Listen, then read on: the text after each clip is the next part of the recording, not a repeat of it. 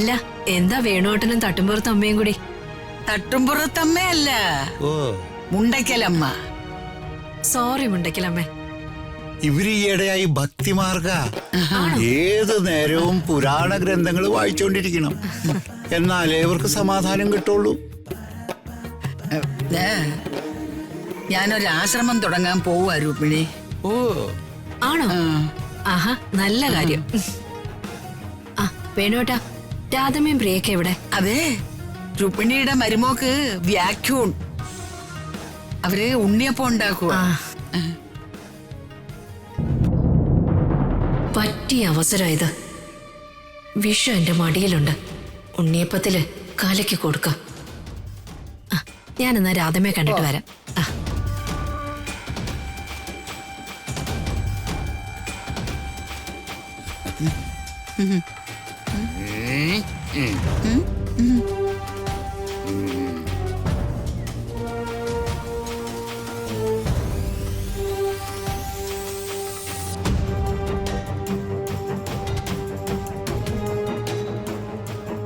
ആഹാ, വയ്ക്കടയോടെ ഇങ്ങനൊരു കൊതിച്ചി.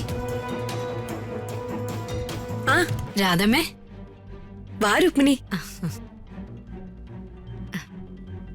ഇപ്പം വിഷം കലർത്തിയാൽ അത് ഇവളുടെ പിടലിലേക്ക് വയ്ക്കാം. അതോടെ രാജു ഇവളെ അടിച്ച് പുറത്താക്കും. നല്ല ഒന്നാന്തര ഐഡിയ.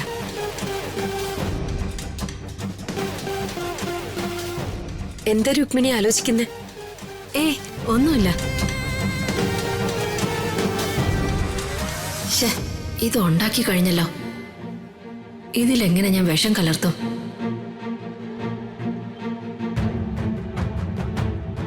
ഈ 3 പേരുടെയും കണ്ണു വെട്ടിച്ചിട്ട് വേണം ചെയ്യാൻ.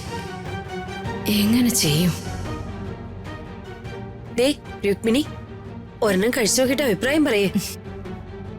രാധമ്മ ഉണ്ടാക്കുന്ന പലഹാരത്തിന് അഭിപ്രായം പറയാൻ ഞാനാരാ? ഇത് സൂപ്പർ ആയിരിക്കും.